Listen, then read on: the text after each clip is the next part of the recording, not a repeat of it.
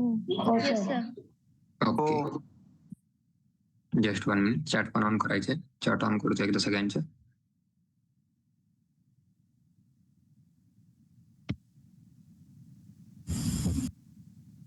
Chat on झाले सगळ्यांसाठी?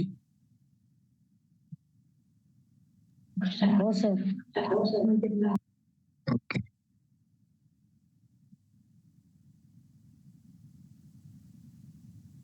Okay, अजून 1 मिनिट वेट करूया फक्त.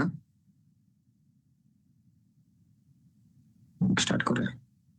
हा, तोपर्यंत सगळ्यांचं असं VS कोड ओपन करतो मी.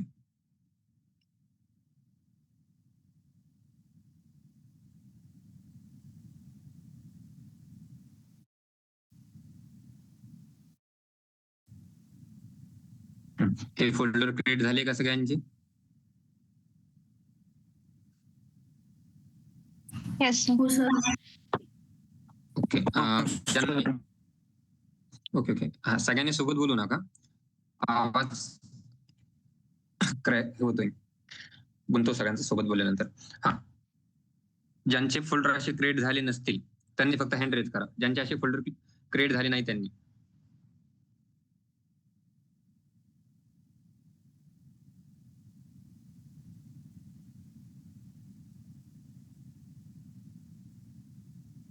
ओके, ठीक आहे. परत सांगा. हा, 2च पर्सन आहे की त्यांचे असे फोल्डर क्रिएट झाले नाही, बाकी सगळ्यांचे झाले. ज्यांच्याकडे लॅपटॉप आहे त्यांचे सगळ्यांचे फोल्डर क्रिएट झाले असे सेम. ओके, ठीक आहे, चालेल. ठीक आहे, चालेल. मी ते फोल्डर परत डिलीट करतो. परत आपण न्यूली ओपन करूया.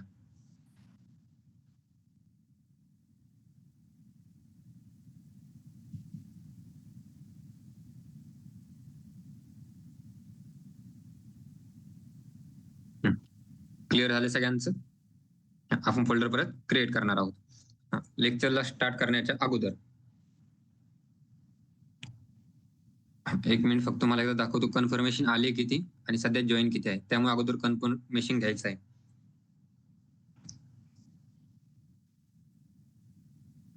आज लास्ट करायचे, उद्यापासून न्यू ग्रुप असेल, त्यामुळे आज कन्फर्मेशन घ्यायचे. आणि तुम्हाला सगळ्यांना जो फॉर्म भरायला लावला होता तो फॉर्म सगळ्यांनी भरलाय, बट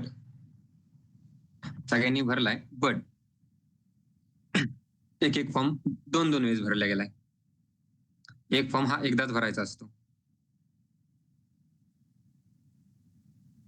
1 मिनिट दाखवतो तुम्हाला.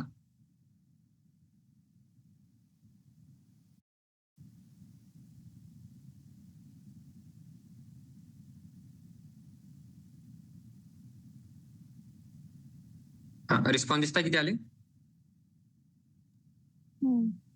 दिसताय ना?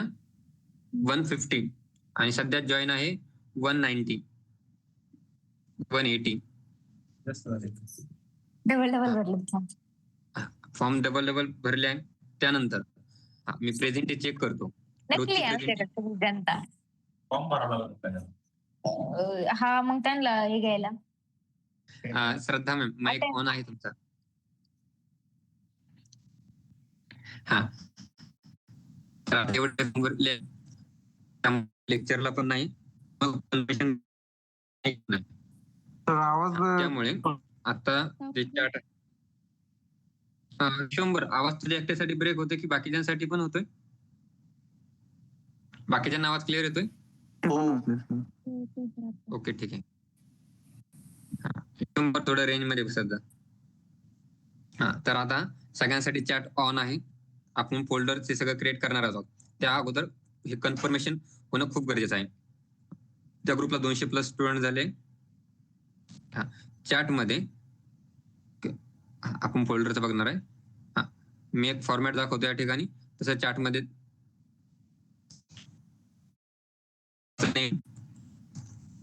कन्सिडर करा. स्वतः काहीतरी नेम आहे, स्वतःचं नेम, फुल नेम. फक्त नेम टाकायचं नाही. काही फॉर्म मध्ये फक्त स्वतःचं नेम आहे, फुल नेम नाही, वडिलांचं नेम नाही. ओळखायचं कसं तुम्हाला? स्वतःचं नेम, त्यानंतर स्वतःचा ईमेल आयडी. आणि तो ईमेल आयडी तुमचा व्हॅलिड असला पाहिजे आणि तुमच्या तो फोन मध्ये असला पाहिजे. आणि त्याच मेलने तुम्हाला इथून पुढचे 6 मंथ लेक्चर करता येणार आहे. दुसऱ्या मेलने तुम्हाला लेक्चर करता येणार नाहीये.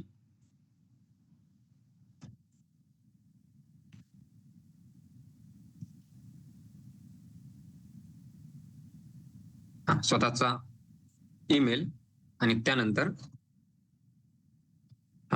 स्वतःचा मोबाईल नंबर.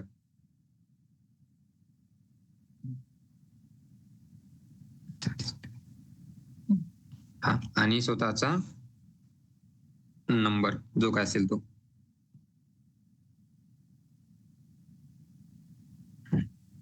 ओके. आणि सगळ्यात लास्टला असा मेसेज कन्फर्म.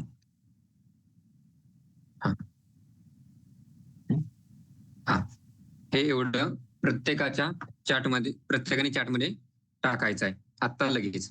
पण असं करायचं नाही, स्वतःचं नेम टाकायचं, त्याच्यानंतर ईमेल आयडी, तोपर्यंत बाकीचे सगळा डेटा टाकतील बाकीचे. एवढं सगळं टाईप करायचं एका मेसेज मध्ये आणि मग चॅटला टाकायचे आणि लगेच टाका.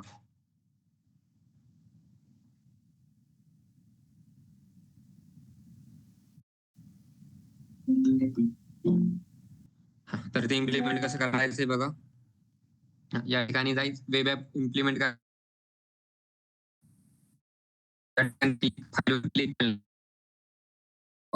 त्यावर क्लिक करायचे.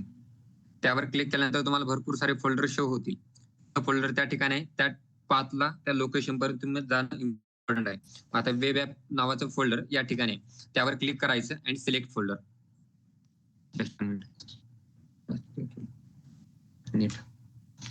आता ते इम्प्लिमेंट झालंय.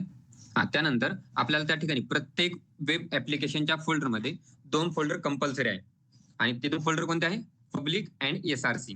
मग पहिलं फोल्डर क्रिएट करून घ्यायचंय. पब्लिक फोल्डर क्रिएट झाले आणि पब्लिक फोल्डर क्रिएट झाल्यानंतर हा लोगो प्रत्येकाच्या लॅपटॉपमध्ये शो झाला पाहिजे. जर असा लोगो शो होत नसेल तर आपण जे एक्सटेन्शन आहे सेकंड VS कोड आयकॉन्स, ते तुमचं प्रॉपरली इन्स्टॉल झालेलं नसणार आहे, त्यामुळे तो इश्यू येत असेल. जर प्रॉपरली इन्स्टॉल झाला नसेल तर तो इश्यू येतो. फक्त फोल्डरचं नेम दाखवतात, हा लोगो या ठिकाणी किंवा आयकॉन्स या ठिकाणी शो होणार नाहीये. आता पब्लिक नंतर अजून एक फोल्डर क्रिएट करायचं आणि ते फोल्डर क्रिएट करताना पब्लिकवर क्लिक करायचं नाही, पब्लिकच्या साईटला क्लिक करायचं. पब्लिकच्या साईटला क्लिक केल्यानंतर सेकंड नंबरचं ऑप्शन आहे न्यू फोल्डर, त्यावर परत क्लिक करायचे आणि आपलं जे सेकंड फोल्डर आहे SRC ते क्रिएट करायचे. 2 फोल्डर क्रिएट झाले. 2 फोल्डर क्रिएट झाल्यानंतर आपल्याला आपले इमेजेस, डॉक्युमेंट्स,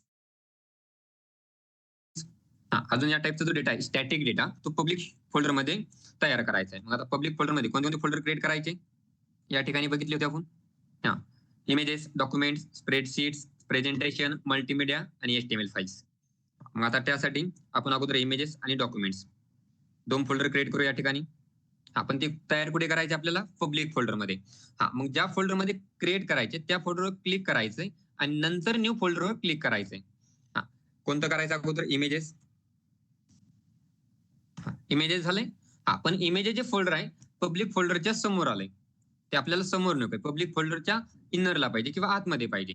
मग आता दुसरं फोल्डर क्रिएट करताना परत पब्लिकवर क्लिक करायचं, इमेजेसवर क्लिक करायचं नाहीये. जर इमेजेसवर क्लिक केलं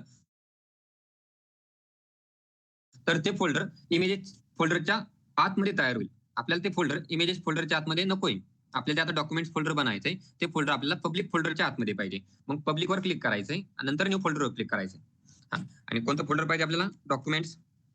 झाले क्रिएट. 2 फोल्डर क्रिएट झाले. Yes or no? ओके. मग आता SRC फोल्डर मध्ये पण आपल्याला काही फोल्डर क्रिएट करायचे. सध्या अजून 1-2 फोल्डर क्रिएट करून दाखवतो तुम्हाला. या ठिकाणी फोल्डर क्रिएट करायचे. सेम तसंच SRC वर क्लिक करायचंय, फोल्डरवर क्लिक करायचंय. त्यानंतर तुम्हाला जे फोल्डर बनायचं, कन्सिडर करा की मी बनवतोय 1.js, जावास्क्रिप्टचं बनवायचंय आणि एंटर करणार. पण ते फोल्डर कसं झालंय बघा, समोर आलंय. पण मी दुसरं फोल्डर तयार करायला जातो परत.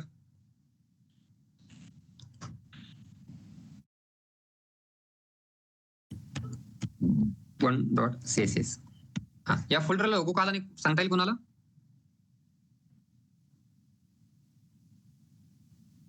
बोला.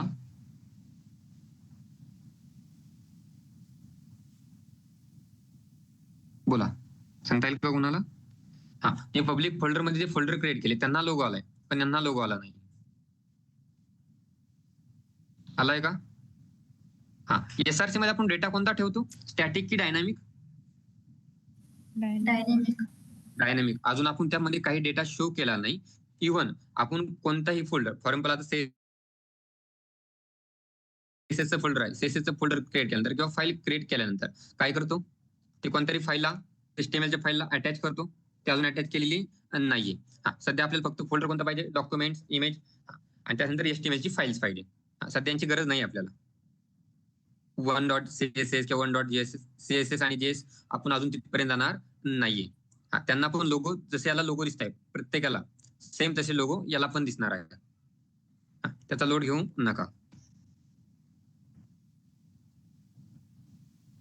आता एवढं क्रिएट केलं तर आपण त्यानंतर काल काय, परवाच्या लेक्चरमध्ये काय बघितलं होतं, इमेजेस फोल्डर मध्ये काहीतरी एक इमेज स्टोअर केली होती, बोला. असंच केलं होतं ना? हो. ठीक आहे.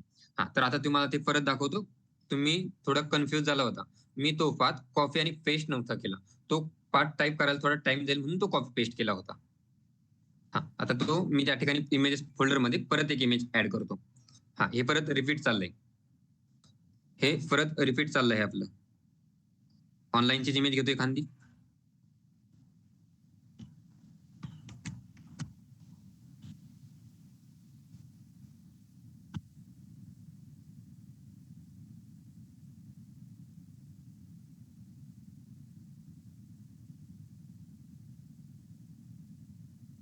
कोणता फोल्डर आहे आपल्याकडे? आपला जो वेबसाईट बनवतोय ते कोणत्या फोल्डर मध्ये आहे? वेबसाईटचा सगळं total content, web app, online web batch, त्यामध्ये वेब ऍप. वेब ऍप नावामध्ये जे आपले इमेजेस फोल्डर आहे ते पब्लिक मध्ये आहे की एसआरसी मध्ये आहे? पब्लिक मध्ये. मग पब्लिक फोल्डर मध्ये इमेजेस फोल्डर मध्ये जायचंय आणि त्या ठिकाणी ती इमेज स्टोअर करायची. मी करतो फॉर एक्झाम्पल RS नावाने स्टोअर करतो तिला.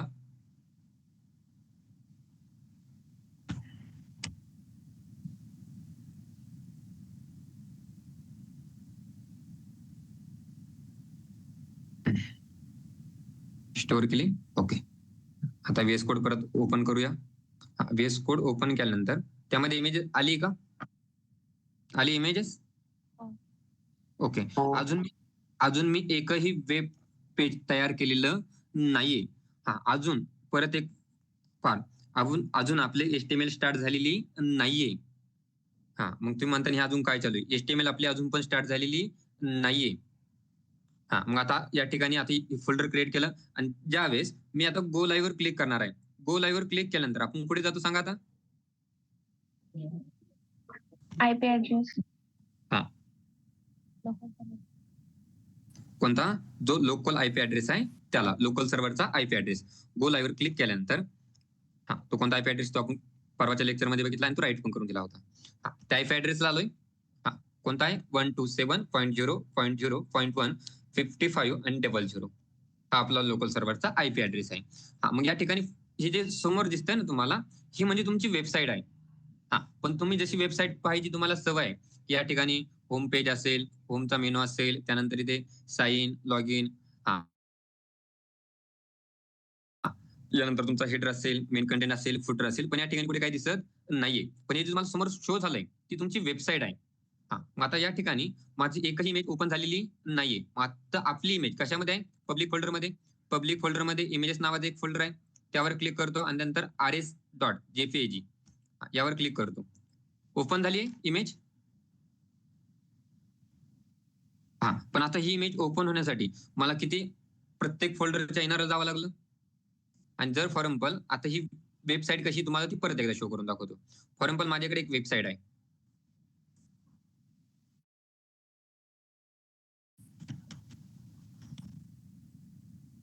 फ्लिपकार्ट नावाची एक वेबसाईट आहे. त्या वेबसाईटवर क्लिक केल्यानंतर भरपूर मोठा कंटेंट शो होतो. आपण या ठिकाणी पहिल्याच पेजला कुठे हे आहे का? स्मार्टफोन दिसतोय का तुम्हाला पहिल्या पेजला? कुठे स्मार्टफोन दिसतोय? कुठे नाही सर. या ठिकाणी फक्त स्मार्टफोनचा काय इमेज आहे. ज्यावेळेस मी मोबाईल्सवर क्लिक करतो, मोबाईल्सवर क्लिक केल्यानंतर मोबाईलचं जे पेज आहे ते ओपन होतं.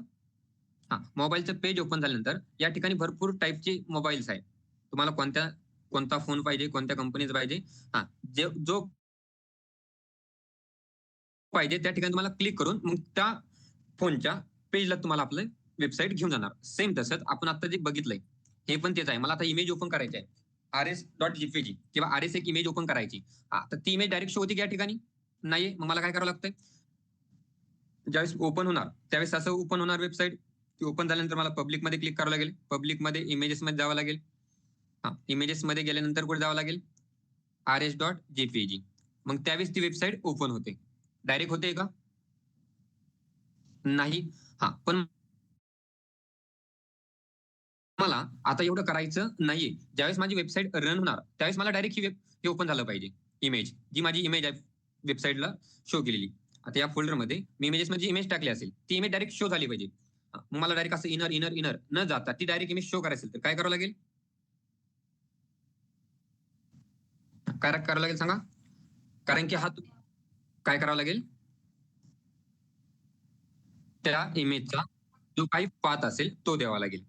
तुम्ही तो पाथ त्या ठिकाणी डायरेक्ट एकदम कॉपी करून दुसऱ्या ब्राउझरला पेस्ट पण करू शकता. तसं पण ते ओपन होणार आहे. जर तसं करायचं नसेल तर डायरेक्ट काय टाईप करायचंय, 127.0.0.1:5500 नंतर स्लॅश.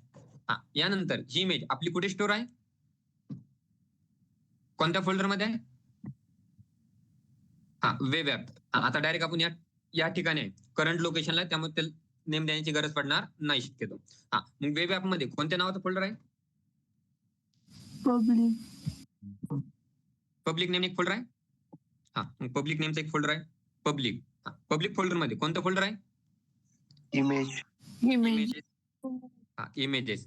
इमेजेस फोल्डर मध्ये काय नेमनी आपली इमेज स्टोर आहे, RS डॉट कुठे काय JPE आणि G. ज्यावेळेस मी आता हा पाथ टाईप केला आणि त्यावेळेस मी एंटरवर हिट करणार, ओपन झाली इमेज. इमेज ओपन झाली का, इमेज शो झाली का, ओके. आता ही इमेज शो झाली, पण तुम्हाला हा जो पाथ देत आहे तो पाथ एकदम ऍक्युरेट आणि करेक्ट असला पाहिजे. कन्सिडर करा या ठिकाणी RS आहे. मी RS1 करतो किंवा RP असं करतो किंवा RK असं राईट करतो आणि एंटर करतो. काय सांगतंय बघा, can not gate /public/images rk.jpg. म्हणजे याचा पाथ आपल्या ब्राउझरला किंवा आपल्या आयपी ऍड्रेस आहे. आपला आयपी ऍड्रेस तुम्ही जो आयपी ऍड्रेस दिलाय, आयपी ऍड्रेस करेक्ट आहे. त्यानंतर आयपी ऍड्रेसचा जो पुढचा पाथ आहे तो काय झाला आपला, इनकरेक्ट झालाय. या पाथची कोणतीही इमेज आपल्या सध्या लॅपटॉप मध्ये आहे का, rk.jpg नेमची एकही इमेज आपल्या लॅपटॉप मध्ये नाहीये. त्यामुळे आपला तो पाथ चुकतोय. इव्हन तुम्ही असं नाही की हा पाथ या ठिकाणी रन होतोय, इव्हन तुम्ही आता सेम पाथ, आता मी या ठिकाणी RK तर परत RS करतो आणि परत रिफ्रेश करतो. फक्त या ठिकाणी रिफ्रेश करतोय, सॉरी RS झालं नाही आणि रिफ्रेश करतो, सॉरी.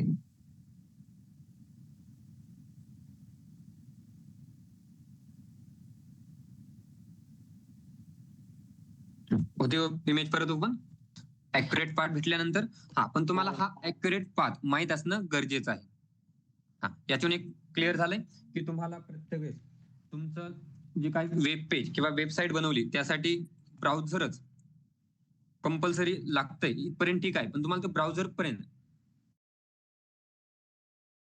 नेण्याचं काम कोण करतं, ब्राउझर पर्यंत नेण्याचं काम कोण करतं, आयपी ऍड्रेस. तुम्ही सध्या असं म्हणू शकता की तुमचा ब्राउझर हा एक मीडियम आहे तुमचं आउटपुट शो करण्यासाठी. कारण की ज्यावेळेस तुम्ही वेब पेज क्रिएट करता ज्यावेळेस तुम्ही त्याला रन केल्यानंतर ते लोकल सर्व्हरच्या आयपी ऍड्रेसला जातं आणि मग ते आउटपुट शो होण्यासाठी फक्त ब्राउझरचा यूज केला जातो. आता हे जे ब्राउझर यूज करतो आपण मायक्रोसॉफ्ट एज, मला या ब्राउझर यूज नाही करायचं, मी दुसरा ब्राउझर यूज करतो. हा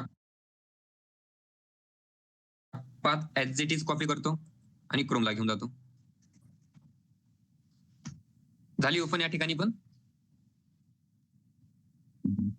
मग आता प्रत्येक वेळेस हा पाथ तुम्हाला माहितच असेल किंवा ओपन होईल असं नाहीये.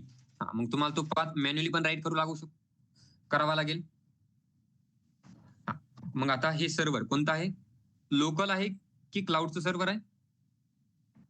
आपण सर्व्हर बघितले होते 2 टाईप. कोणते? एक लोकल सर्व्हर आणि क्लाउड सर्व्हर. लोकल सर्व्हरला काय बोलतात? Live server. मग आता VS कोड मध्ये आपण या ठिकाणी एक ऑप्शन आहे गो लाईव्ह. जर करायचं नसेल तर काय करायचंय, या ठिकाणी राईट क्लिक करायचं. राईट क्लिक केल्यानंतर कोणतं ऑप्शन येतं? Open with live server. तुमचा ज्यावेळेस तुम्ही ओपन विथ लाईव्ह सर्व्हर म्हणता त्यावेळेस ते तुम्हाला लाईव्ह सर्व्हर क्लिक केल्यानंतर ते तुम्हाला जो काही लोकल IP ऍड्रेस आहे त्या लोकेशनला घेऊन जातं. मग आता तुम्हाला या ठिकाणी वेबसाईटची डिफिनेशन जी सांगितली होती ती काय, वेबसाईट कोणतं फोल्डर आहे किंवा कोणती डायरेक्टरी आहे? व्हर्च्युअल. मग आता या ठिकाणी एकही वेब पेज अजून तयार केलंय का मी? नाही. एकही वेब पेज क्रिएट न करता तरी काय झालंय, वेबसाईट क्रिएट झाली की नाही? वेबसाईट क्रिएट झाली. त्यामुळे तुम्ही वेबसाईटची डेफिनेशन तशी सांगायची नाही. आपण जी थेरी घेतली ती थेरी खूप इम्पॉर्टंट आहे. तुम्ही जास्त बोर होत होते त्यामुळे ती थेरी स्किप केली आहे. IP ऍड्रेस कॉन्सेप्ट माहिती आहे की सांगावं लागेल सगळ्यांना? सांगा सर. हे सांगितलं की तुम्हाला. ओके, IP ऍड्रेस बघायचा आहे, ठीक आहे. काल परवा कोणीतरी विचारलं होतं अजून, परवा कोणी विचारलं होतं लेक्चर एंडिंगच्या वेळेस IP ऍड्रेस काय आहे किंवा कन्सेप्ट काय? सर मी विचारलं होतं. ओके, अभिजितने विचारलं होतं, ठीक आहे. तर IP ऍड्रेस आपण बघूयाच. पण प्रत्येक कन्सेप्ट असं एवढं डिफरंट घेऊन गेला तर आपले HTML CSS संपायला 6 महिने जातील. पण ठीक आहे, निवाहा तरी आपण बघूया.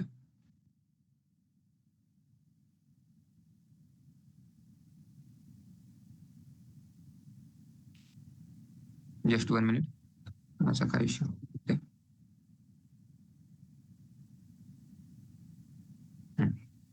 ठीक आहे.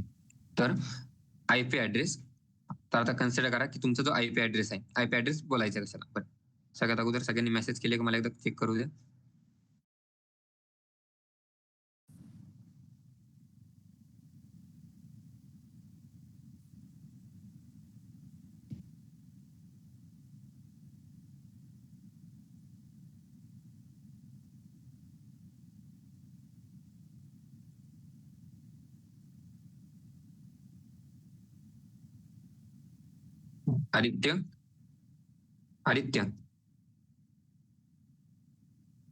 आदित्य वावरे आहे का लेक्चर मध्ये?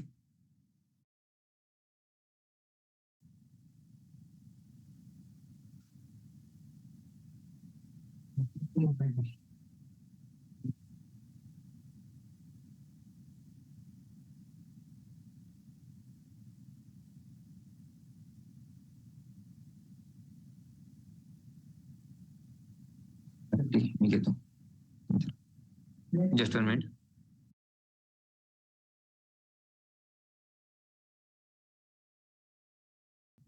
हो. Yes sir. नेटवर्कचा थोडा इश्यू होता, तो क्लिअर केला. ओके, ठीक आहे. तर मग बघूया IP ऍड्रेस. आपण अगोदर IP ऍड्रेस कन्सेप्ट काय सांगितलंय की तुम्ही कोणतंही वेब पेज क्रिएट केलं किंवा तयार केलं तर ते वेब पेज तुम्हाला ओपन होण्यासाठी तुम्हाला ते लोकल सर्व्हरच्या IP ऍड्रेसला जावं लागतं. फॉर एक्झाम्पल, आता प्रत्येक डिव्हाइस, तुम्ही जेवढे डिव्हाइस यूज करता ते प्रत्येक डिव्हाइसला एक IP ऍड्रेस आहे आणि तो IP ऍड्रेस शो करतो. प्रत्येक डिव्हाइसचा IP ऍड्रेस हा डिफरन्स आहे. फॉर एक्झाम्पल, तुम्हाला स्वतःचा जर एखाद्याचा स्वतःचा IP ऍड्रेस जर बघायचा असेल स्वतःचा, तर गुगलला जायचं. प्रत्येक डिव्हाइसचा, आता मग गुगलला केल्यानंतर तुमचा फोनचा नाही येणार. तर एक वेबसाईट आहे व्हॉट्स माय IP ऍड्रेस, ती ओपन करायची. व्हॉट्स माय IP, एक वेबसाईट ओपन झाली, दिसते समोर सगळ्यांना? हो सर. ओके, व्हॉट्स माय IP यावर जर क्लिक केलं तर तुमचा जो IP ऍड्रेस आहे तो IP ऍड्रेस या ठिकाणी शो होतो. तुमचा जो काही आयपी ऍड्रेस असेल तो. आयपी ऍड्रेसचे 2 टाईप आहे मेनली. एक IPv6, एक आहे IPv4. आपण ते राईट करून घेणार आहोत. ते काय आहे, त्यांचा यूज काय, ते सगळं सांगतो. आता या ठिकाणी तुमचं ISP दाखवलं जातं, सिटी दाखवलं जाते, स्टेट, कंट्री हे सगळं दाखवलं जातं. पण आता तुम्हाला या ठिकाणी तुमचा आयपी ऍड्रेस हाईड करायचा आहे, शो करायचा आहे. तुमच्या जे आहे इव्हन तुमच्या आयपी ऍड्रेसचं लोकेशन तुम्हाला चेंज करायचंय. बाकी सगळ्या एडिट तुम्ही या ठिकाणी करू शकता. जर तुम्हाला तुमच्या आयपी ऍड्रेस रिलेटेड और इन्फॉर्मेशन पाहिजे असेल तर या ठिकाणी ऑप्शन दिसतो सगळ्यांना, क्लिक फॉर मोर डिटेल्स, यावर क्लिक करायचंय. या ठिकाणी तुमची ऑल डिटेल्स या ठिकाणी शो होणार. या ठिकाणी जे host name, expanded, ASN, ISP, services, country, हे सगळं शो होणार. त्यानंतर लॅटिट्यूड आणि लँग्विट्यूड, या ठिकाणी तुमचं हे लोकेशन आहे. जर तुम्ही कधी गुगल मॅप्स जर यूज करत असाल, जर कोणी तुम्हाला लोकेशन शेअर केलं, काही लोकेशन तुम्हाला लॅटिट्यूड आणि लॉंगिट्यूड मध्ये येतात. जर या ठिकाणी तुमच्या आयपी ऍड्रेसने जर काही स्टेटस जर ब्लॅकलिस्टला टाकले असतील तर या ठिकाणी तुम्ही चेक करू शकता. या ठिकाणी बघा, click to check blacklist status. या ठिकाणी हे तुम्ही स्वतः केलेली नाही, हे तुमच्या आयपी ऍड्रेसने केले. हे तुम्हाला माहित पण नाही की कोणते काय केलेलं आहे, ब्लॅकलिस्टला टाकले आहे. मग या ठिकाणी जे आहे, जे ब्ल्यू मध्ये दिसत आहे ते नाही, बाकीचे दिसत आहे ते ठिकाणी बघा. इव्हन नंतर तुम्हाला खाली ती लिस्ट बघायची असेल, ती लिस्ट पण आहे तुमच्या ब्लॅकलिस्टच्या स्टेटसची. या ठिकाणी तुमची टोटल लिस्ट आहे की तुम्ही ब्लॅकलिस्टला काय काय टाकलाय. सॉरी, तुम्ही नाही, तुमच्या आयपी ऍड्रेसने. आणि इव्हन प्रत्येक डिव्हाइसचा आयपी ऍड्रेस हा वेगळा आहे. जर तुम्ही फोनवर ओपन केलं तर तुम्हाला चेंज दिसेल, जर तुम्ही लॅपटॉपवर ओपन करताय तर तुम्हाला तो वेगळा दिसेल. मग या ठिकाणी तुम्ही तुमचा आयपी जे असेल, आयपी ऍड्रेस कोणता आहे, IPv4 चा कोणता आहे, IPv6 चा कोणता आहे, IPv4 IPv6 काय ते पण सांगतो, लोड घेऊ नका. या ठिकाणी एवढे ब्लॅकलिस्टला आहे. हे कोणी केले, आयपी ऍड्रेसने. या ठिकाणी खाली तुम्हाला दिसते ना DNS, हे खूप इम्पॉर्टंट आहे IPS मध्ये, आयपी ऍड्रेस मध्ये. मग आता जे DNS आहे त्याचं काम काय हे जर समजून घ्यायचं असेल तर फॉर एक्झाम्पल प्रत्येक जण फोन यूज करता. अगोदर तुम्हाला रिअल लाईफ एक्झाम्पल सांगतो आणि नंतर त्याचा एक्झाम्पल सांगतो, नाहीतर अगोदर रिअल लाईफ एक्झाम्पल सांगतो. या ठिकाणी मी सर्च करतो Amazon.com. ज्यावेळेस मी या Amazon.com या वेबसाईटवर हिट करणार किंवा एंटर करणार, त्यावेळेस मी कुठे जाणार,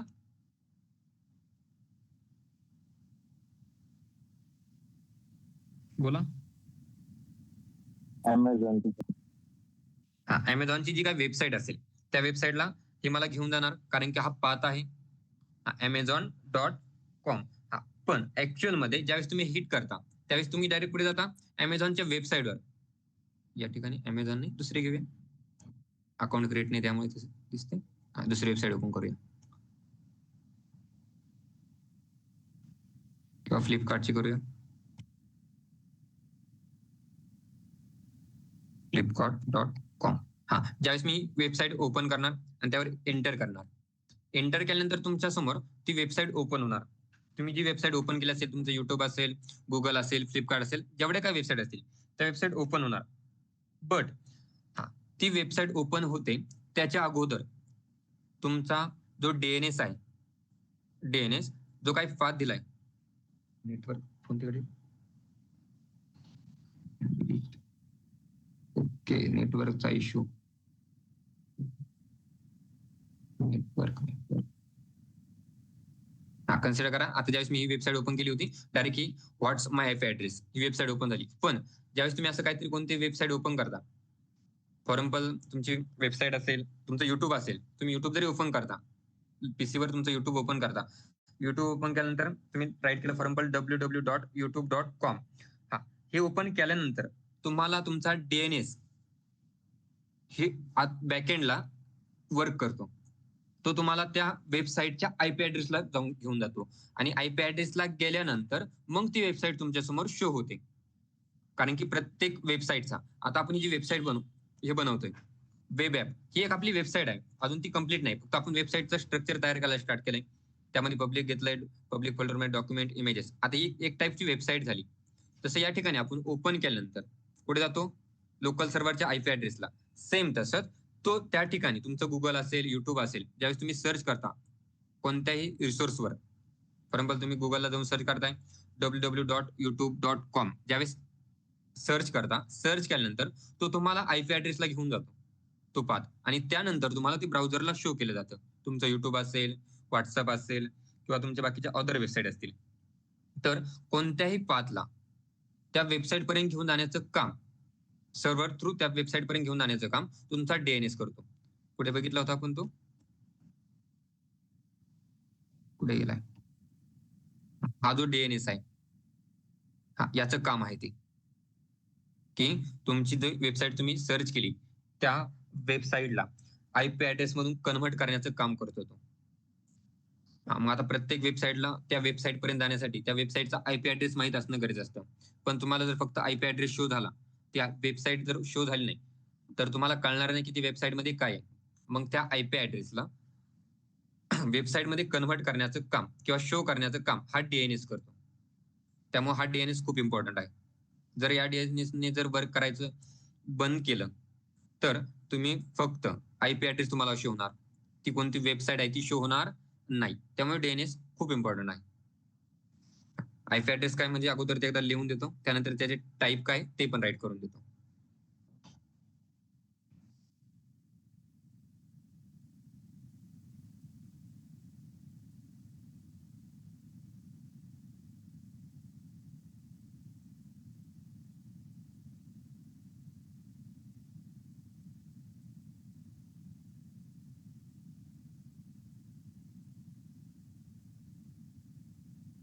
या ठिकाणी आयपी ऍड्रेसची डेफिनेशन लिहा. आयपी ऍड्रेस म्हणजे internet protocol address. IP means internet protocol.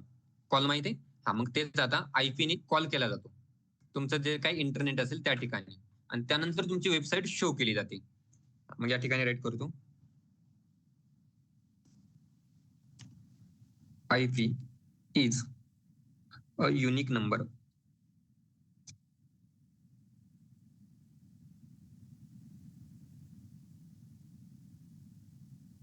IP is a unique number assign.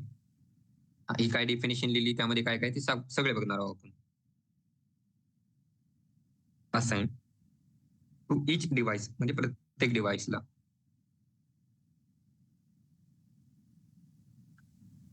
each device connected to computer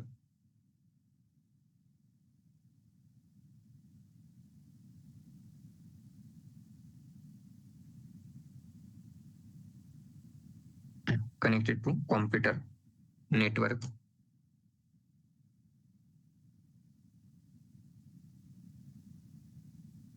that uses the internet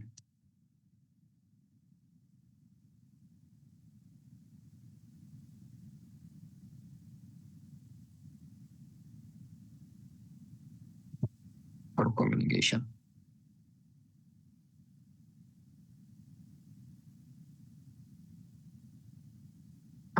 तर आता आयपी ऍड्रेस या ठिकाणी डेफिनेशन राईट केली. काय डेफिनेशन ती बघा, आयपी या ठिकाणी फुल फॉर्म राईट करायचं राहिलं, तो राईट करतो.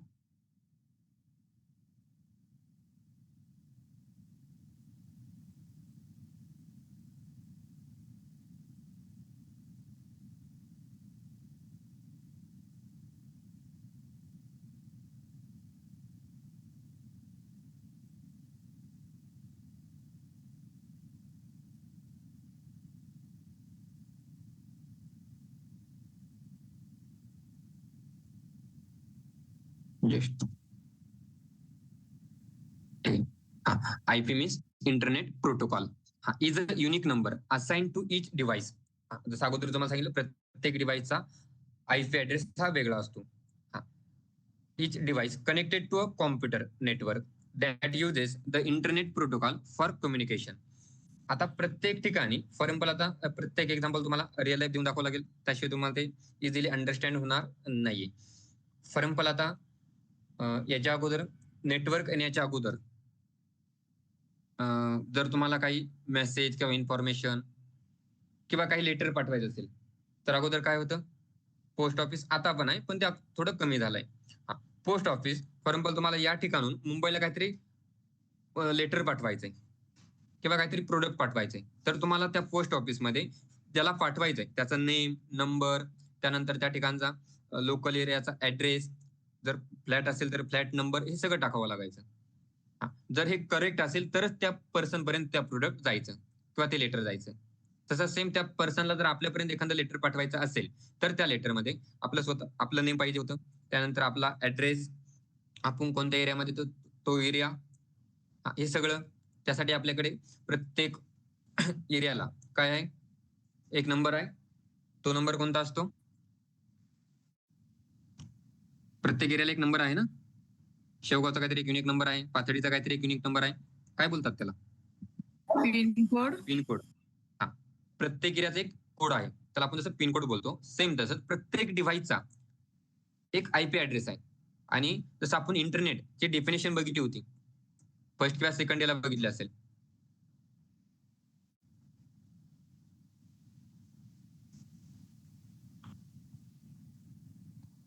फर्स्ट किंवा सेकंड याला बघितलं असेल, मागे भरपूर जावं लागेल.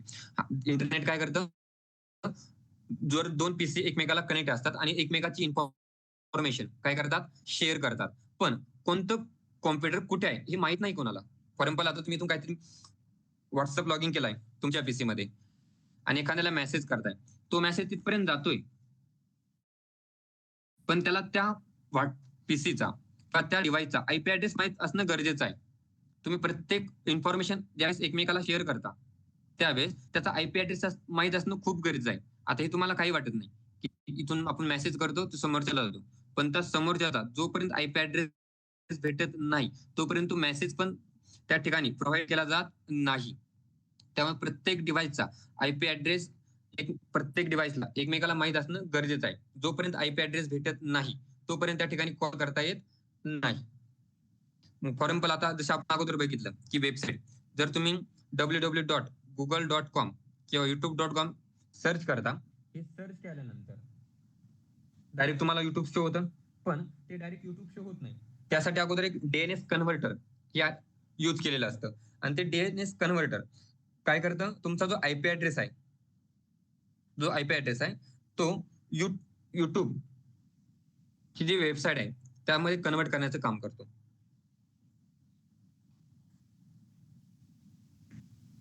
जोपर्यंत होणार नाही, फॉर एक्झाम्पल आता प्रत्येकाच्या फोनमध्ये आपल्या फ्रेंडचा नंबर असतो, आणि त्या नंबरवर आपण ज्यावेळेस आपल्या त्या फ्रेंडला जर कॉल करायचा आहे तर आपण काय करतो, त्या फ्रेंडचं काहीतरी नेम असतं, कन्सिडर करा XYZ असं काहीतरी फ्रेंड आहे. या फ्रेंडला कॉल करायचं, या फ्रेंडचा आपण काहीतरी नेम सेव्ह केलेला आपल्या स्वतःच्या फोनमध्ये. ज्यावेळेस कॉल करायचा त्यावेळेस आपण हे नेम सर्च करतो आणि कॉल करतो. नेम ह्या कॉलला जातो की त्या नंबरवर जातो, नंबरवर. का, कारण की हे नेम आपण फक्त काय दिलेलं असतं, त्या नंबरला काहीतरी नेम दिलेलं असतं. सेम तसंच प्रत्येक आयपी ऍड्रेसला एक नेम दिलेलं असतं, मग आपण फक्त ते नेम सर्च करतो. जाताना ते आयपी ऍड्रेस पर्यंतच जाणार आहे. जसं फॉर एक्झाम्पल याचा एक नंबर आहे XYZ, याचा काहीतरी एक नंबर आहे, तो नंबर आपण शो करत नाही, आपण डायरेक्ट XYZ सर्च करतो आणि त्यावर कॉल करतो, पण कॉल त्या नंबरवरच जातो. सेम तसं आयपी ऍड्रेसचं काम आहे. आणि आयपी ऍड्रेसचे मेनली 2 टाईप पडतात.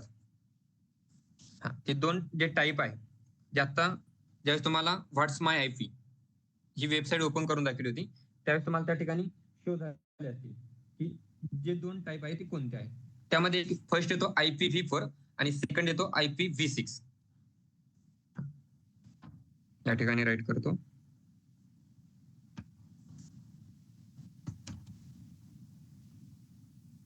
There are 2 types.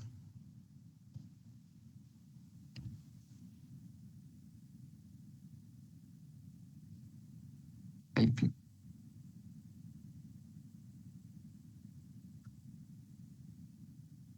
Address.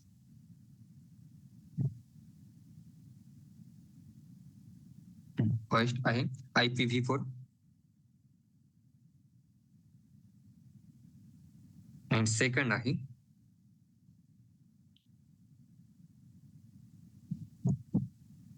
IPv6. आता IPv4 IPv6 हे काय हे अगोदर एकदा एक्सप्लेन करतो. हा, जसं आपले व्हर्जन असतात, प्रत्येक लँग्वेज आपण जे बघतो त्याचे व्हर्जन असतात, तसे या आयपी ऍड्रेसचे 2 व्हर्जन आहे. एक आहे IPv4 आणि एक आहे IPv6.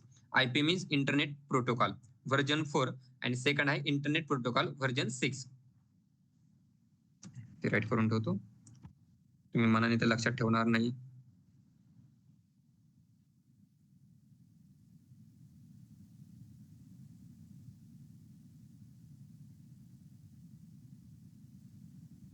व्हर्जन 4.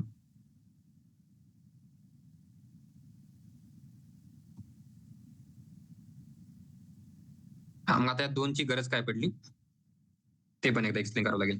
आता जसं व्हर्जन माहिती सगळ्यांना, काहीतरी प्रत्येक डिव्हाइस मध्ये प्रत्येक प्रोडक्ट मध्ये काहीतरी एक न्यू व्हर्जन येत जातं. सेम तसंच आयपी ऍड्रेस आहे, त्याच्या अगोदर IPv4 हे एक व्हर्जन होतं. पण IPv4 जे व्हर्जन आहे, IPv4 हे व्हर्जन फक्त 32 बीट पर्यंत सपोर्ट करतं. बीट माहिती आहे ना, 1 बाईट मीन्स किती बीट होतात?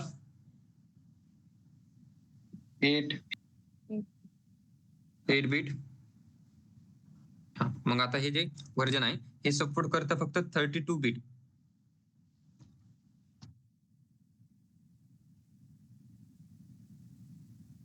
IP address. आता जो 32 बीट पर्यंत जो आयपी ऍड्रेस स्टोअर होणार आहे तो या ठिकाणी होणार आहे IPv4 मध्ये. पण आता सध्या जेवढे काही आयपी ऍड्रेस शो केले जातात ते सगळे आयपी ऍड्रेस जे शो केले जातात ते फक्त IPv4 मध्ये केले जातात. 99% आयपी ऍड्रेस हे IPv4 मध्ये आहे. आणि त्याची जी रेंज आहे, प्रत्येक फॉर एक्झाम्पल आपण एक इंटिजर असेल, कॅरेक्टर असेल, फ्लोट असेल, डबल असेल, प्रत्येक टाईपचा डेटा बघतो. इंटिजर जर 4 बाईट किंवा 2 बाईट असेल तर 2 बाईटची रेंज, इंटिजर 2 बाईट जर कन्सिडर केला तर 2 बाईटची रेंज किती आहे? -32,000 पुढे किती सी लँग्वेज आली कोणी असेल तर बोला. -32,768 तशी प्रत्येक याला एक रेंज आहे. सेम तसंच जे आता ही IPv4 आहे याची एक रेंज आहे आयपी ऍड्रेस स्टोअर करण्याची. तर तो सपोर्ट करतो 4.3 बिलियन पर्यंत. IPv4 हा ऍड्रेस सपोर्ट करतो 4.3 बिलियन पर्यंत.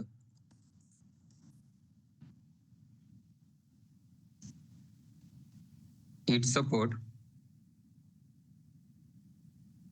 3.2 बिलियन ऍड्रेस.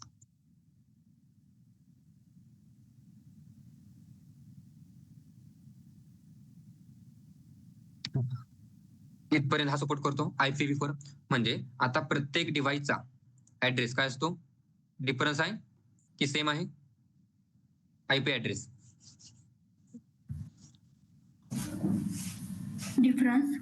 डिफरंट आहे.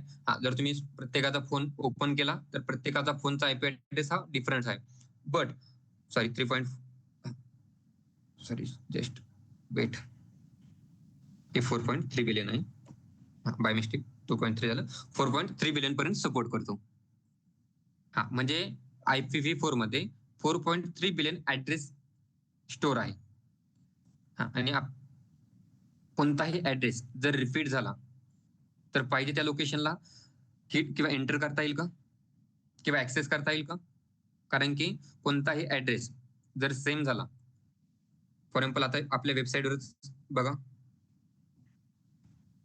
या ठिकाणी हा लोकल सर्व्हरचा आयपी ऍड्रेस हा तर सेम असणार आहे, पण पुढचा जो पाथ आहे हा पाथ काय असणार आहे? चेंज असणार आहे. हा पाथ जर सेम झाला 2 वेबसाईटचा तर आपल्या ब्राउझरला समजेल का कोणती वेबसाईट ओपन करायची आहे?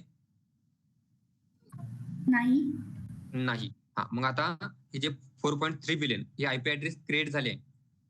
आणि इव्हन आतापर्यंत आपण जे आयपी ऍड्रेस यूज करतो ना, हे सगळं तुमचा लॅपटॉप असेल, तुमचा मॅक असेल, तुमचा अँड्रॉइड असेल, तुमचा फोन असेल, कोणताही डिव्हाइस असेल, प्रत्येक डिव्हाइस 99% डिव्हाइस IPv4 ला सपोर्ट करतात.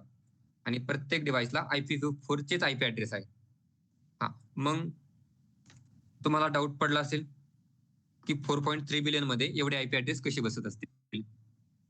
ज्यावेळेस हे IPv4 हे व्हर्जन तयार करण्यात आलं होतं त्यावेळेस डिव्हाइस भरपूर कमी होते, कारण की त्यावेळेस जास्त इंटरनेट पण नव्हतं. पण ज्यावेळेस IPv4 हे तयार करण्यात आलं त्यावेळेस त्यांनी 4.3 बिलियन हे त्यांच्यासाठी त्यावेळेस खूप मोठं होतं. 4.3 बिलियन डिव्हाइस एवढे कोणाकडे नव्हते त्यावेळेस. मॅक्झिमम हाफ या 1 बिलियन एवढे डिव्हाइस होते. मग 4.3 बिलियन तरी त्यांनी तयार करून ठेवलं होतं. म्हणजे 4.3 बिलियन मीन्स आता तुम्हाला प्रोबॅबिलिटी माहिती आहे? जर माझ्याकडे 2 कॉइन्स असेल तर प्रोबॅबिलिटी किती होते? बोला, माझ्याकडे जर 2 कॉइन्स असतील तर प्रोबॅबिलिटी किती असेल त्याची? 4. जर माझ्याकडे 4 कॉइन असतील तर प्रोबॅबिलिटी किती असेल त्याची?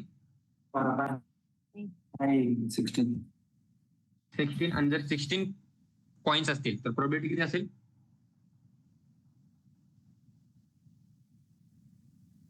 बोला. 64. 64 नाही, रॉंग.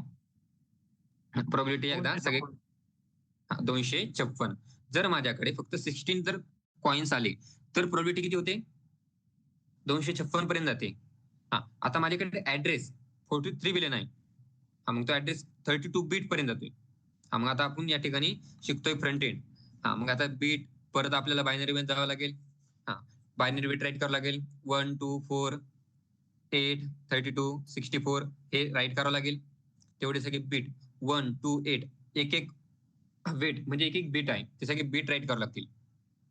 त्या बीट मध्ये जेवढे कॉम्बिनेशन तयार होतील, आता एवढे नंबर आहे, जेवढे कॉम्बिनेशन तयार होतील तेवढे आयपी ऍड्रेस. मग ते 4.3 बिलियन हे खूप झाले आहे त्यावेळेसच्या. पण अजून पण एवढेच यूज केलं जातं. त्यावेळेस हार्डली एका गावामध्ये 4-5 डिव्हाइस असायचे. आता एका घरामध्ये 5 ते 6 डिव्हाइस आहे. इव्हन एका पर्सनकडे स्वतःचा फोन आहे, स्वतःचा लॅपटॉप आहे, काही पर्सनकडे स्वतःचे 2-2 फोन आहे, एक स्वतःचा लॅपटॉपचा ऑफिस आहे, स्वतःचा पर्सनल लॅपटॉप आहे. म्हणजे एका पर्सनकडे स्वतःचे 4-4 डिव्हाइस झाले. त्यावेळेस टोटल गावामध्ये 4 ते 5 डिव्हाइस असायचे. पण आता एका पर्सनकडे 3 ते 4 डिव्हाइस झाले. मग एवढे आयपी ऍड्रेस मध्ये काम कसं होत असेल? 4.3 बिलियन आणि हा सपोर्ट करतो 32 बीट पर्यंत. इव्हन आपला जो आयपी ऍड्रेस आहे सध्याचा. बोला. आवाज येत नाही, कोणतरी बोलतंय पण आवाज येत नाही.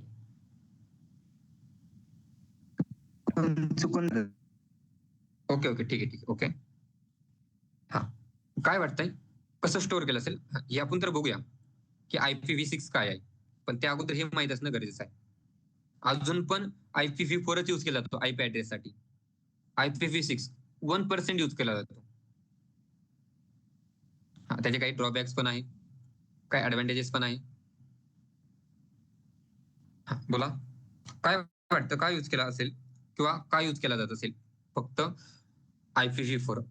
IPv6 आलंय ना?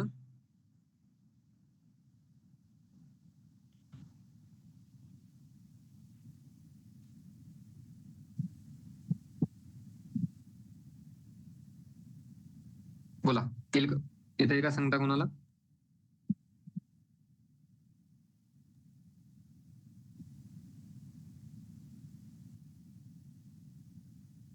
त्यासाठी एक मेथड यूज केली जाते.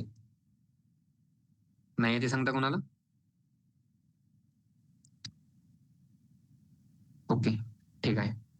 फॉर एक्झाम्पल जसं आता तुम्हाला अगोदर एक एक्झाम्पल सांगितलं होतं. आपण अगोदरच्या काळात जे लेटर पाठवले जायचे किंवा जे प्रोडक्ट सप्लाय केले जायचे तिकडून व्हायचे पोस्टामधून.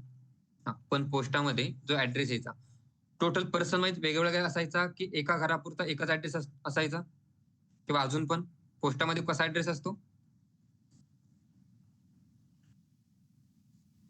टोटल एका घरापुरता एक ऍड्रेस आहे.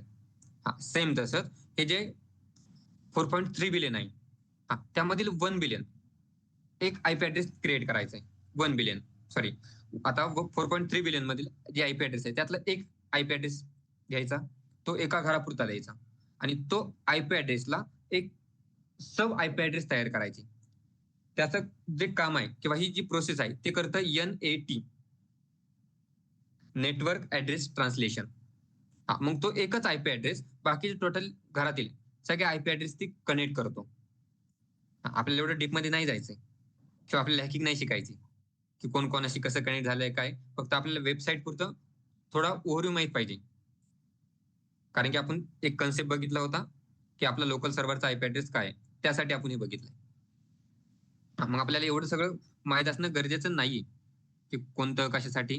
पण एक बेसिक इन्फॉर्मेशन म्हणून तुम्हाला हे माहित ठेवावं लागेल म्हणून सांगितलंय आता. तसं आपला हा सिलेबसचा पार्ट पण नाही.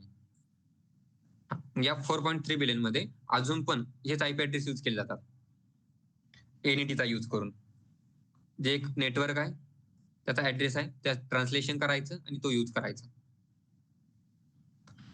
सेम तसं आता IPv4 32 बिटला सपोर्ट करतं. सेम तसंच IPv4 हे जे काही व्हर्जन आहे इंटरनेट प्रोटोकॉल व्हर्जन 6, हे व्हर्जन 128 बिट पर्यंत सपोर्ट करतं. 128 बिट. या ठिकाणी राईट करतो खाली.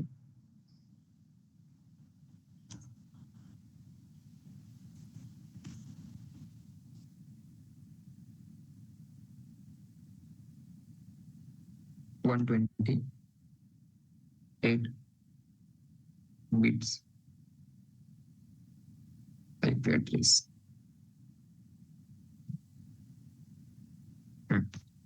सेम तसं आता हे जसं 128 बिट पर्यंत आयपी ऍड्रेस स्टोअर करणार आहे. सेम आता मग याची काहीतरी रेंज असेल ना, जशी फॉर एक्झाम्पल IPv4 ची कुठपर्यंत होती 4.3 बिलियन पर्यंत आयपी ऍड्रेसला ते काय करते, सपोर्ट करते. मग आता हे पण तसं सपोर्ट करत असेल, काय वाटतं कुठपर्यंत सपोर्ट करत असेल हे?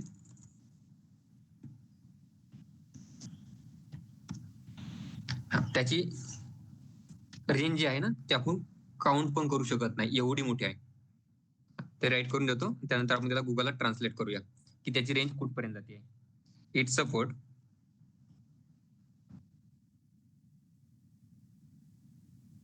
340 अनडीसी लाईन. अनडिसिलिन तसं बिलियन आहे, तसं अनडिसिलिन.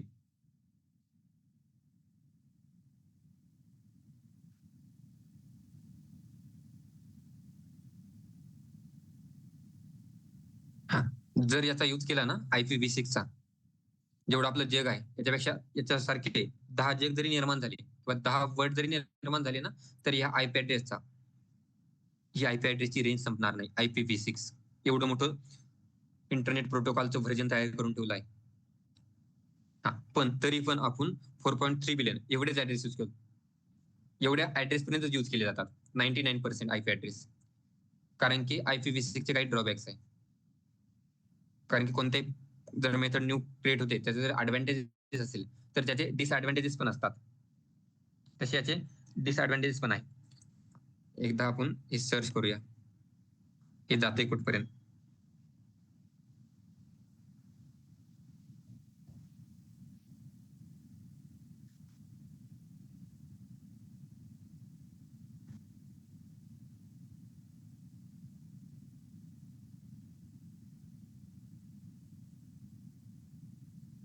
काउंट करता येते का कोणाला?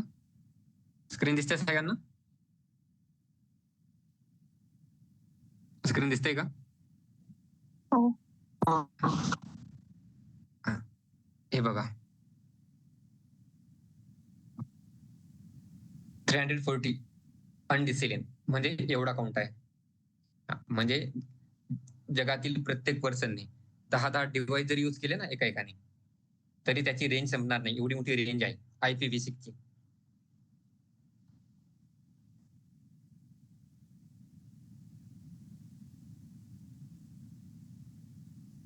एवढी रेंज आहे. त्याच्या अगोदर सांगितलं होती आपल्याला काउंट करता येणार नाही, एवढी मोठी रेंज आहे.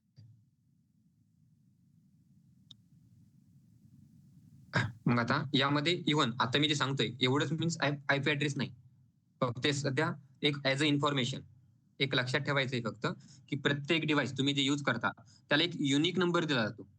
प्रत्येक डिव्हाइसला एक युनिक नंबर असाइन केला जातो आणि तो युनिक नंबर म्हणजे तुमचा डिव्हाइसचा आयपी ऍड्रेस. आणि विदाउट आयपी ऍड्रेस कोणत्याही डिव्हाइसशी कम्युनिकेट करू शकत नाही. फॉर एक्झाम्पल तुमचा लॅपटॉप आहे, तुम्हाला लॅपटॉपवर जर काही वर्क करायचंय तर तुम्ही प्रत्येक वेळेस काहीतरी रिक्वेस्ट सेंड करता, पण ती रिक्वेस्ट सेंड केलेली तुम्हाला दिसत नाही. फॉर एक्झाम्पल तुम्ही सर्च करता www.youtube.com, ही तुम्ही रिक्वेस्ट सेंड करताय, पण ती रिक्वेस्ट तुम्हाला दिसत नाही, ती सर्व्हरला दिसते. मग त्या सर्व्हरला त्याच्या आयपी ऍड्रेस पर्यंत जावं लागतं. त्यामुळे प्रत्येक याचा आयपी ऍड्रेस असणं खूप गरजेचं आहे आणि तो बाय डिफॉल्ट असतो. आणि हाच आयपी ऍड्रेस तुमचं लोकेशन, तुम्ही कुठे आहात, हे लोकेशन तुम्ही कुठपर्यंत जाऊन आलाय, हा आयपी ऍड्रेस सगळं स्टोअर करतो, म्हणजे दाखवतो आयपी ऍड्रेस. फॉर एक्झाम्पल एक दाखवतोय तुम्हाला फक्त. ओपन नाही करायचं कोणी ते. प्रत्येकाच्या लॅपटॉपमध्ये कंट्रोल पॅनल नावाचं एक सिस्टम आहे.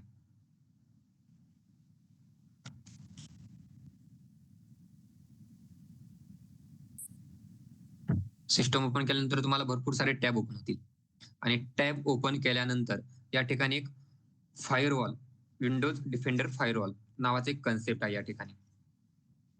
या ठिकाणी भरपूर सारे ऑप्शन आहेत, बट या ठिकाणी कोणी जाऊन काही क्लिक किंवा अनक्लिक करायचं नाहीये. आता फॉर एक्झाम्पल मी या ठिकाणी आता एक नेटवर्क कनेक्ट केलाय. ना मी. या ठिकाणी वायफायचं नेम काय बघा, वायफायचं नेम काय या ठिकाणी, कोणतरी एकच जण सांगा फक्त. विवो Y50C हे वायफाय आहे. या ठिकाणी शो झालंय का बघा, या ठिकाणी कर्सर आहे त्या ठिकाणी शो झालंय की बघा. तर आता फायरवॉल हा वर्ड कधीतरी ऐकला असेल कोणाकोणतरी तुम्ही. फायरवॉल, सिक्युरिटी, हे हॅकिंगचं कुठे तुम्ही कधी सेमिनार बघितला असेल किंवा कुठं काही बघितलं असेल तर त्या ठिकाणी तुम्ही ऐकलं असेल की भरपूर सारे फायरवॉल क्रिएट करावे लागतील, त्या फायरवॉलला सिक्युरिटी द्यावा लागेल. तुमचा जो लॅपटॉप आहे ना, तुमचे जे सर्व्हर आहे त्याला सगळ्यांना सिक्युरिटी देण्याचं काम, सगळ्या ऍड्रेसला सिक्युरिटी देण्याचं काम ही फायरवॉल करते. या ठिकाणी भरपूर सारे ऑप्शन आहे, भरपूर सारे. जर त्यामध्ये तुम्ही ऍडव्हान्स सेटिंग वर जर क्लिक केलं, हे कोणी करायचं नाही आणि ज्याला करायचं त्यांनी स्वतःच्या रिस्कवर करायचं. यावर क्लिक केल्यानंतर तुम्हाला भरपूर सारे ऑप्शन ओपन होतील. या ठिकाणी प्रत्येक ऑप्शन तुमच्यासाठी न्यू असणार आहे किंवा फर्स्ट टाइम बघितलेला असणार आहे. यामध्ये भरपूर सारा कंटेंट आहे. आता या ठिकाणी मॉनिटरिंग वर जर क्लिक केलं, या ठिकाणी सगळ्यात लास्टला भरपूर सारे ऑप्शन ओपन होतात. व्ह्यू ऍक्टिव्ह फायरवॉल रूल्स, त्या फायरवॉलचे रूल्स, रेग्युलेशन, गाईडलाईन्स काय आहे, त्यानंतर ऍक्टिव्ह कनेक्शन कोणते आहे, त्यानंतर सिक्युरिटी जर बघायची असेल त्याची सिक्युरिटी या ठिकाणी आहे, कनेक्शनचे सिक्युरिटी रूल्स आहे, या ठिकाणी फायरवॉल्स आहे. फायरवॉल्स दिसतंय, थोडं झूम करतो, झूम नाही होते, असं झूम नाही होते ते. या ठिकाणी फायरवॉल दिसतंय, येस ऑर नो. तुम्ही तुमच्या लॅपटॉप मध्ये जेवढे सिस्टम इन्स्टॉल करतात ना, त्या प्रत्येक सिस्टमला, प्रत्येक ऍप्लिकेशनला ही फायरवॉल सिक्युअर करते. आता या ठिकाणी भरपूर सारे ऍप्लिकेशन आहे. हे बघा, इक्लिप्स दिसतंय या ठिकाणी, आपण जावासाठी यूज करतो. बाकीचे तुमचं गुगल असेल, गुगल क्रोम असेल, मायक्रोसॉफ्ट एज असेल, VS कोड असेल, सगळ्यांना सिक्युअर करण्याचं काम हे फायरवॉल करते. आणि या ठिकाणी दिसतोय लोकल ऍड्रेस,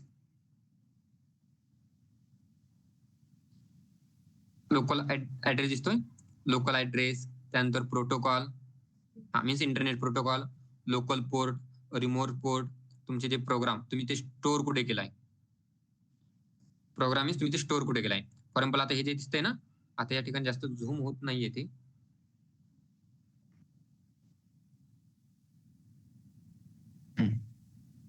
या ठिकाणी झूम होत नाही जास्त, या ठिकाणी दिसेल तुम्हाला. या ठिकाणी भरपूर सारे कॉलम्स आहे. रिमोट पोर्ट आहे, ऑथोराइज युजर आहे, ऑथोराइज कॉम्प्युटर्स आहे, या ठिकाणी भरपूर सारा डेटा आहे. यावरून जर तुम्ही एखाद्या ठिकाणी क्लिक केलं किंवा अनक्लिक केलं तर फायरवॉल त्या ठिकाणी सिक्युअर व्हायचं बंद करेल त्या ऍप्लिकेशनला. त्या ऍप्लिकेशन नंतर कसं चालेल, काय चालेल, हे तुम्ही बघा. त्यामुळे हा सेक्शन तुमचा नाहीये. या ठिकाणी रूल्स रेग्युलेशन भरपूर सारे आहे, पण या ठिकाणी सध्या ओपन होत नाही ते. या व्ह्यूला ते ओपन होत नाही. रूल्स या ठिकाणी दिसत नाही. दिसताय काय दिसतंय काय दिसत नाही.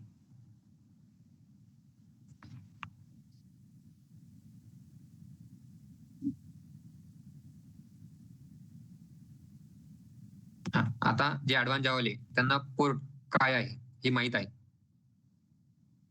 त्यांनी कधी 8080 8181 ही पोर्ट ऍडव्हान्स जावाल्याला कळत असेल. हे फ्रंट एंडचा पार्ट नाही, फक्त ऍज इन्फॉर्मेशन थोडंफार जे कळेल ते डोक्याच्या त्यांचे सोडून द्या, जास्त लोड घेऊ नका.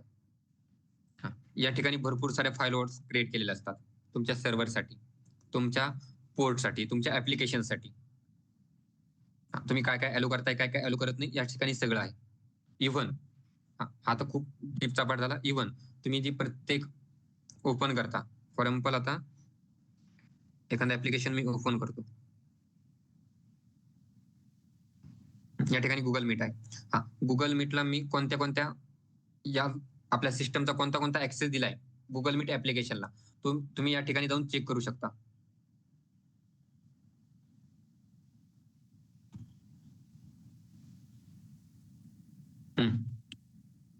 हे गुगल मीट ऍप्लिकेशन आहे. त्यानंतर मी कोणत्या डिव्हाइसला त्याची परमिशन दिली आहे, लोकेशन साठी दिला आहे की नाही, कॅमेरासाठी, मायक्रोफोनसाठी, त्यानंतर सेन्सर्स, नोटिफिकेशन, जावा स्क्रिप्ट, इमेजेस, भरपूर सारे ऑप्शन आहे या ठिकाणी. हे तुम्हाला बाय डिफॉल्ट सिक्युरिटी प्रोव्हाइड करतं ती फायरवॉल. हे तुम्ही कधी जाऊन केलंय का असं? त्या ठिकाणी तुम्हाला विचारलं येतं कॅमेरा आणि मायक्रोफोन एलो करायची की नाही. तुम्ही ज्यावेळेस मीटिंग चालू करताय एलो करता, लोकेशन किंवा बाकीचे इमेजेस असतील, तुम्हाला काय करावं लागतं, त्याला अगोदर विचारावं लागतं ऍप्लिकेशनला, डायरेक्ट ऑन होत नाही. असं तुम्ही तुमच्याकडे जर लॅपटॉप असेल तर तुम्ही प्रत्येक ऍप्लिकेशन ओपन करून ते बघू शकता की आपण कोणत्या ऍप्लिकेशनला कोणते परमिशन दिले आहे अगोदर. या ठिकाणी तुम्ही ते परमिशन चेंज पण करू शकता. होता होईल तेवढे जास्त परमिशन कधी द्यायचं नाही. लोकेशनची परमिशन आस्क मध्ये ठेवायची, जेव्हा पाहिजे तेव्हा. आणि जर तुम्हाला गरज पण नसेल त्या ऍप्लिकेशनची तर कॅमेरा आणि मायक्रोफोनची परमिशन सुद्धा आस्कला ठेवायची, म्हणजे विचारायला ज्यावेळेस पाहिजे त्यावेळेस. या ठिकाणी ऑप्शन येतात आस्क, एलो, ब्लॉक. तुमचं ऍप्लिकेशन कोणतं आहे त्यावर डिपेंड. तुम्ही जेवढे ऍप्लिकेशन यूज करताय ते या ठिकाणी सर्च करायचे, त्याच्या परमिशन मध्ये जाऊन बघायचे की आपण त्याला कोणत्या परमिशन दिली आहे.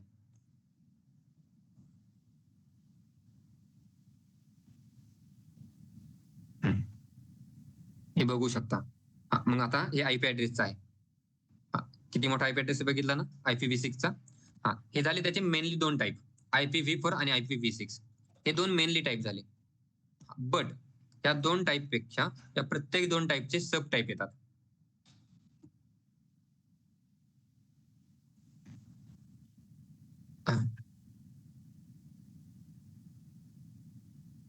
फर्स्ट आहे पब्लिक,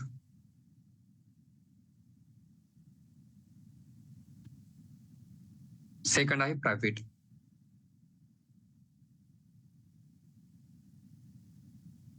थर्ड आहे स्टॅटिक,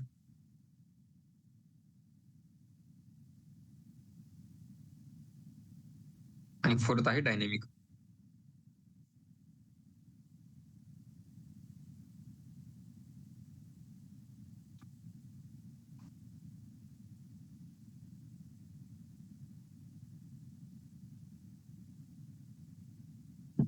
पब्लिक आयपी, त्यानंतर प्रायव्हेट आयपी, स्टॅटिक आयपी आणि डायनेमिक आयपी. आता या जे आहे दाखवलंय तुम्हाला, हे IPv4 मध्ये पण आहे आणि IPv6 मध्ये पण आहे. बट जे तुम्हाला सांगितले की आपण जेवढे आयपी ऍड्रेस यूज करतो ते आयपी ऍड्रेस सध्या फक्त किती आहे, 4.3 बिलियन एवढे आयपी ऍड्रेस आहे. मग एवढ्या आयपी ऍड्रेस मध्ये एवढे सगळे डिव्हाइस कसे बसत असतील, किंवा प्रत्येक डिव्हाइसचा आयपी ऍड्रेस हा डिफरन्स कसा असेल किंवा डिफरन्शिएट कसं करत असेल, तर प्रत्येक आयपी ऍड्रेसला त्याला 4 पार्ट मध्ये डिवाइड केलं जातं की तो आयपी ऍड्रेस पब्लिक आहे का, तो आयपी ऍड्रेस प्रायव्हेट आहे की स्टॅटिक आहे की डायनेमिक आहे. जर एखादा आयपी ऍड्रेस असेल फॉर एक्झाम्पल एखादा काहीतरी सिस्टम आहे, तो पुऱ्या डिस्ट्रिक्टसाठी यूज केला जातो, तर तो त्या डिस्ट्रिक्टसाठी पब्लिक झालाय. किंवा तुमचा फोन आहे, तर तो फोनचा आयपी ऍड्रेस तुमच्यासाठी झालाय, तो फक्त काय झालाय मग प्रायव्हेट झालाय. सेम तसं आपण जर स्टॅटिक एकदा आयपी ऍड्रेस दिला तर त्याला आपण चेंज करू शकत नाही. जसं आपण स्टॅटिक आणि डायनामिक प्रोग्रामिंग मध्ये बघतो, सेम तसंच स्टॅटिक आयपी ऍड्रेस जर एकदा स्टोअर केला तर तुम्ही त्याला चेंज नाही करू शकत. आणि डायनेमिक हा जसं नेटवर्क असाइन होत जातात तसा तसा तो चेंज होत जातो. हा म्हणजे प्रत्येक IPv4 मध्ये पण आहे आणि IPv6 मध्ये पण आहे. हा या ठिकाणी तुम्हाला एक ऑप्शन आला असेल, व्हॉट्स माय आयपी. या ठिकाणी तुम्हाला आयपी तुम्हाला चेंज करायचं एक ऑप्शन पण आला असेल. ठीक आहे, बॅकला जातो.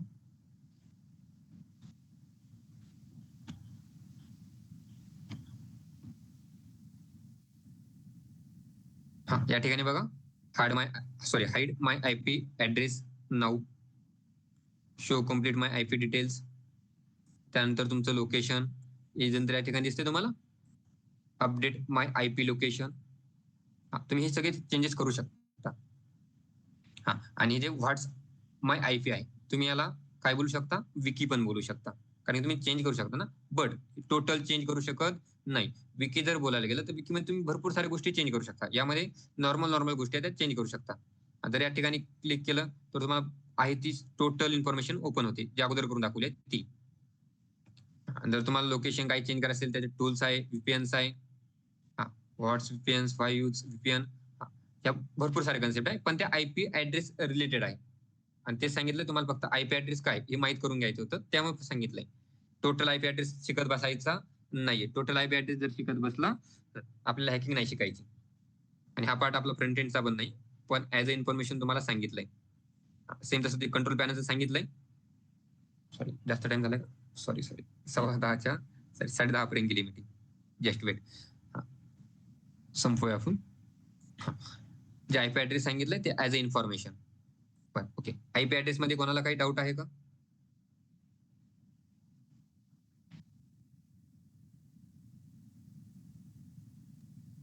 No sir. ओके थांबा, चॅट मध्ये कोणते टाकले काहीतरी. सर IPv6 हे फीचर्स मध्ये पण यूज करता येते का? ओके हा, IPv6 हे फीचर्स साठीच बनवलेलं आहे, बट त्याचे काही ड्रॉबॅक्स आहे. आता ते सांगितलं अगोदर की आपल्याला पुढे डिटेल मध्ये नाही जायचं आयपी ऍड्रेसच्या. बट आता तुम्ही क्वेश्चन विचारला म्हणून तुम्हाला थोडं सांगतो की जो आयपी ऍड्रेस आहे ना आपला 32 बिटचा, या ठिकाणी राईट केलं हे बघा, 32 बिटचा जो आयपी ऍड्रेस आहे तो आपला सिंपल दिसतो, तो कोणी इझिली समजू शकतो. या ठिकाणी बघा, हा जो ऍड्रेस आहे ना हा 32 बिट वर क्रिएट केलेला आहे. बट ज्यावेळेस 128 बिटचा आयपी ऍड्रेस आहे, तो आयपी ऍड्रेस खूप मोठा होतो, खूप मोठा. जस्ट दाखवतो लगेच.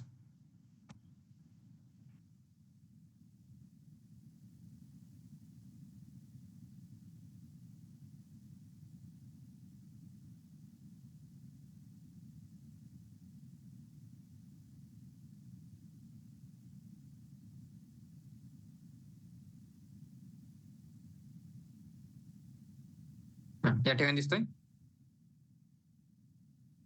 IPv6 चा ऍड्रेस, दिसतोय का सगळ्यांना? या ठिकाणी दिसतोय का?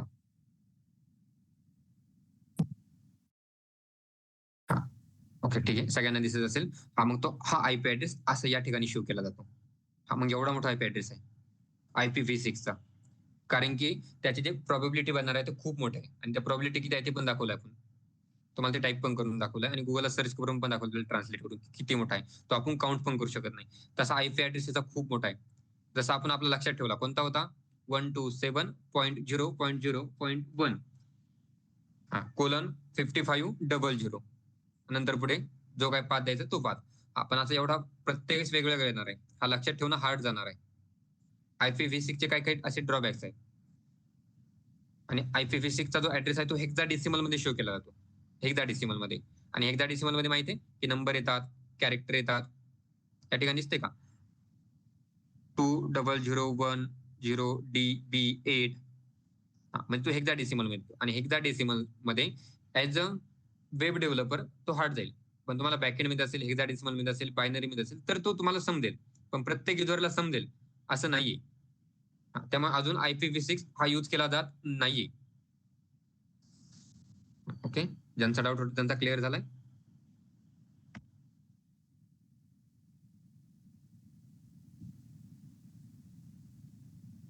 ओके, कोणाला काही डाऊट आहे का?